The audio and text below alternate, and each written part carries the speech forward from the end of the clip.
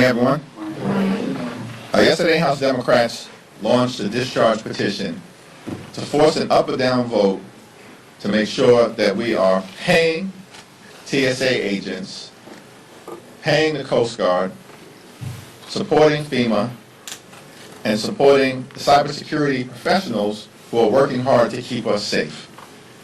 There is no reason why the parts of the Department of Homeland Security that have been shut down by Republicans several weeks ago remain shuttered, or that individuals like TSA agents have been forced for more than a month to work without pay. Republicans have consistently refused at this point in time to enact the type of bold, meaningful, and dramatic changes to ICE that are necessary to get ICE under control. Our position remains the same. Taxpayer dollars should be used to make life more affordable for the American people in the midst of an affordability crisis where life has become more expensive for everyday Americans because of failed Republican policies. And yet Republicans have decided that they would rather spend billions of dollars to unleash masked and untrained ICE agents to brutalize American communities and violently target law-abiding immigrant families, and at the same time are now spending billions of dollars on a reckless war of choice to drop bombs in the Middle East. But these same extremists in Congress and within the administration, starting with the president, can't find a dime to make life more affordable for the American people, or to extend the Affordable Care Act tax credits so that 20 million Americans of every political persuasion can afford to go see a doctor when they need one. Priorities of the Trump administration and Republicans are all screwed up. They're focused on unleashing ICE brutality, enacting massive tax breaks for their billionaire donors, and spending billions of dollars to drop bombs in the Middle East. But they don't give a damn about making life better for the American people. Democrats are going to continue to focus our efforts on driving down the high cost of living, fixing our broken healthcare system, making sure that immigration enforcement in this country is fair, just, and humane, and that we actually are focused on lifting up the quality of life of working class Americans, middle class Americans, and everyday Americans. Not the wealthy, the well-off, and the well-connected, which is what has been the obsession of the Republican Party. Questions? Mr. Leader. You just described the war on Iran as reckless. Other Democrats have called it illegal, unilateral. Do you think what the president is doing in Iran rises to the level of an impeachable offense? And do you think it is worthwhile overall to try to impeach the president again? What we're focused on right now is stopping this reckless war of choice, and we will bring another war powers resolution to do just that in short order. And I expect strong Democratic support for that war powers resolution, including amongst some who previously may have voted against it earlier in this war. And all we'll need is a few Republicans to join us so we can stand up for the American people who are overwhelmingly opposed to Donald Trump's reckless war of choice. Thank you. What's your message to TSA workers who are going without paychecks, people who are suffering in these long lines preparing to travel, who don't care about the finger pointing, who don't care about the politics, they just want Congress to get to some solution? What do you say to them? Why can't this be figured out? We should be able to get this done today. All Speaker Johnson needs to do is bring the legislation to the floor that will pay TSA agents and reopen the parts of the Department of Homeland Security that have nothing to do with ICE and have nothing to do with Trump's extreme and violent mass deportation machine. That's all that needs to happen. And yet, House Republicans and Senate Republicans have consistently rejected paying TSA agents. Why? It's because they don't support getting ICE under control.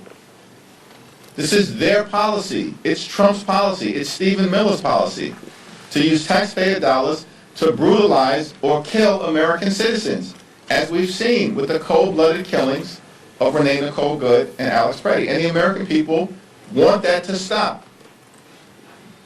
And if Republicans are unwilling to deal with that issue, they shouldn't be holding TSA agents hostage. They shouldn't be holding the American people hostage. But Republicans are intentionally creating chaos in airports all across America. It needs to end. Republicans control the House, the Senate, and the presidency. This could end today. But Republicans don't want it to. But at what point, Good morning. So the administration says they're going to request $200 billion for the war in Iran. I know many Democrats oppose the war, but if Democrats were to oppose this request, does that create a problem leaving troops under hostilities in the lurch in the middle of this conflict? It's our understanding right now that there are no troops on the ground. And in fact, the American people would reject Donald Trump and Pete Hegseth and Republicans putting our troops on the ground in harm's way in the Middle East. In fact, what Donald Trump promised as candidate Trump is that he was not going to get America into a reckless war of choice in the Middle East. But as President Trump, that's exactly what he's done. And so it's our responsibility right now to end this reckless war of choice, to end the fact that billions of dollars have already been spent, perhaps up to $2 billion a day to drop bombs in the Middle East. But these same Republicans here ripped Medicaid away from millions of people, including children and seniors. They've stolen food from the mouths of hungry veterans by enacting a $186 billion cut to SNAP, and then at the same period of time, gave a $75 billion slush fund to ICE. That's their priority. They gave massive tax breaks to their billionaire donors. That's the Republican priority. And now they're dropping bombs in the Middle East in a reckless war of choice, spending billions of dollars. Here's what we should be doing. We should repeal the Medicaid cuts. We should extend the Affordable Care Act tax credits. We should refund the money that Donald Trump stole from the American people through his unconstitutional and unlawful tariffs as declared by the Supreme Court. That's what we should be doing if we're talking about the expenditure of billions of dollars of money. Make life better for everyday Americans. What if the GOP asks for offsets? We're not even in a position to have this conversation right now because the GOP, Republicans, are way off base as it relates to their priorities. And as I just mentioned, let's focus on bringing down housing costs, bringing down health care costs, bringing down grocery bills, bringing down child care costs, bringing down the price of gasoline, which is through the roof right now, almost $1 above where it had been the day before the war. Why? Because of Trump's reckless economic policies and the fact that House Republicans continue to bury their heads in the sand with their cult-like behavior, acting like nothing more than reckless rubber stamps for Donald Trump's extreme policy. Let's start there before we have a conversation potentially about $200 billion more for this administration that has shown zero interest in spending a dime to actually improve the quality of life of the American people. And so I think it's clear where we are right now, as you've indicated, as it relates to this reckless war of choice and where the priorities should be. For Democrats, we believe the priority should be let's spend taxpayer dollars to actually make life more affordable for the American people because it's become far too expensive as a result of Donald Trump and his failed Republican policies. Thank you. I just want to go back to the War Powers resolution that you said Democrats will bring up in short order. Will that be identical to the last Iran War Powers resolution? And could you just give us any details about that process there? Well, I'm not going to get out ahead of the sponsors of that War Powers resolution, but it will be different in nature to some degree because we're now approximately 3 weeks into the war. And we've got a lot more information that can be presented to the American people as it relates to the concerns that they, of course, have had from the very beginning about Donald Trump's reckless war of choice, where there's no plan, no strategy, no objective. They clearly didn't anticipate what was going to happen in the Straits of Hormuz. Republicans clearly did not anticipate the fact that more than a dozen countries would be drawn into this conflict in the Middle East. Regime change hasn't taken place, which was one of the stated goals. And now the administration apparently is threatening to send ground troops in to Iran, which we know will be a disaster. We always are going to support our brave and heroic men and women in uniform. But we have a responsibility to make sure that public policymakers within this administration aren't recklessly sending our troops into harm's way. And so we look forward to a robust debate about whether to be in or out of this war. And House Democrats, as you've seen, are strongly opposed to this reckless war of choice. Thank you, Mr. Leader. You mentioned that Congress and the Trump administration should be focused on making life better for the American people. You mentioned the high cost of housing as a priority that lawmakers should be focused on. Last week, the Senate passed what they call a comprehensive bill that would remove red tape and increase the supply of housing, thus lowering costs in their argument. There are some House Republicans who are opposed to that bill, who are saying that they would like to go to conference with the Senate. That would prolong the process of lowering the cost of housing. Where do you stand on how Congress should be addressing the high cost of housing? Do you think that Congress should, the House should pass the Senate bill?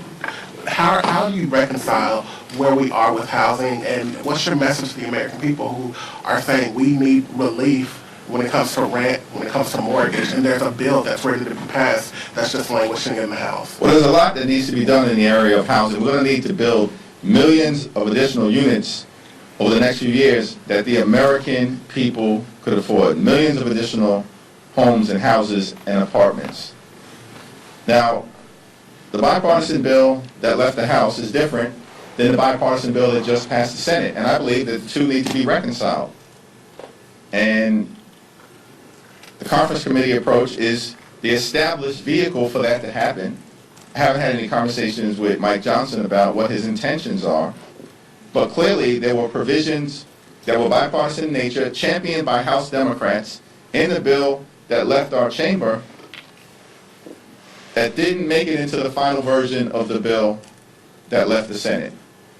And so I'm going to continue to support the efforts of Maxine Waters and House Democrats to get some of those provisions back into any final legislative product before it makes it to the President's desk. Thanks, Mr. Leader. The next deadline for reauthorization is next month. Of course, that's FISA. Speaker Johnson has said that he's going to try and pass a clean extension. Have House Democrats had a discussion on where they are on that? Is that something that you all would likely support? We haven't had a caucus-wide discussion on it. Of course, the top Democrat on the Intel Committee, Jim Himes, has articulated one position. Jamie Raskin and Judiciary Committee Democrats, and I'm a former Judiciary Committee Democrat, have articulated a different position. And what you can expect is that every single Democrat will oppose the rule. And then we'll see where we go from there. It's clear that FISA reforms are necessary. Some improvements were made under the prior administration, but we're dealing with a very different dynamic in terms of the national security folks at the helm with respect to Donald Trump. In fact, these folks haven't even explained what the imminent threats were relative to Donald Trump's decision to strike Iran and get us involved in this reckless war of choice that's costing billions of dollars a day in taxpayer money. They haven't presented any evidence that there was an imminent threat. Even their officials who are testifying on the House side today and testified in the Senate yesterday. So there's a lot of questions that the Trump national security apparatus are going to have to answer, in our view, before there's a decision to move forward with a straightforward extension of 702. Mr. Leader, yesterday in his confirmation hearing, Senator Markwayne Mullin said that if he were to leave the Department of Homeland Security, he would defend the law requiring judicial warrants to enter private property, and he would not send federal law enforcement to polling sites unless there was an active threat. This marks a very stark departure from Noam's leadership at DHS and answers some key requests from Democrats in their negotiations. What is your reaction to his statements, and in conjunction with the latest White House offer, do you think that this will bring any movement to negotiations to fund the department? Well, the senator's statement as it relates to judicial warrants is very different than what Speaker Johnson and the Republican position has been in the House, and so that's going to have to be reconciled. Our view is, of course, that judicial warrants must absolutely be required under law with specificity before ICE agents can just break into the homes of the American people or law-abiding immigrant families and rip them out of their homes, often in the middle of the night, sometimes in the freezing cold. That's all outrageous and unacceptable. With respect to sensitive locations, our view is very clear. Hard line in the sand. No ICE activity at sensitive locations, which include, but are not necessarily limited to, schools, houses of worship, hospitals, and polling sites. No reason whatsoever for Trump's mass deportation machine, which is violent and extreme, to conduct any activity anywhere near any of those sensitive locations. And we'll need more than a simple statement at a confirmation hearing. We need that ironclad built into the law. We've heard Trump nominees regularly give testimony at a confirmation hearing and then become cabinet secretaries and do the exact opposite. There are a lot of examples of that, including what Pam Bondi's doing right now, where she said she would not target members of the media.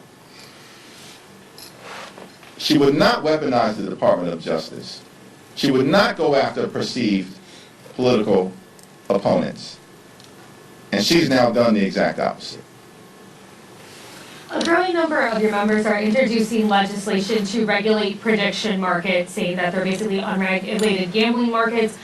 I know you have a lot of priorities on your plate, but I'm wondering how much urgency you think this issue demands right now. Well, first question, what did the prediction markets say about Democrats taking back the House in November?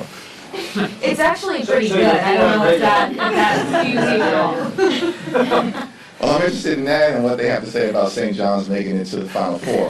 That said, I do think it's reasonable for us to take a look at what can be done in this space and to try to find a bipartisan path forward, working with all of the stakeholders in this area. What's stopping Johnson from bringing the TSA legislation to a vote? Well, the reason why Johnson is not bringing the TSA legislation to a vote is that Republicans have clearly made the decision to hold TSA agents hostage, to create an inconvenience for millions of Americans all across the country, and to jam chaos at airports down the throats of the American people. That's the only justification right now for the fact that TSA agents aren't being paid. That FEMA and the Coast Guard and our cybersecurity professionals have effectively been shut down in terms of their ability to conduct their normal day-to-day operation. Republicans have made that affirmative decision. These are extreme people. These are extreme people. They're not serious people. These are extreme people. We saw that the other day with James Comer, once again behaving like a malignant buffoon, attacking Summer Lee. By the way, Summer Lee, who's brilliant, she's hardworking, she's caring, she's compassionate, and she was right that Pam Bondi should absolutely be compelled to testify under oath. That was a charade that took place yesterday.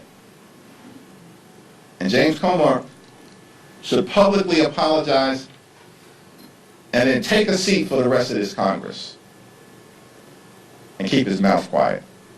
Thank you, everyone. Miami still just a nice story after the win last night.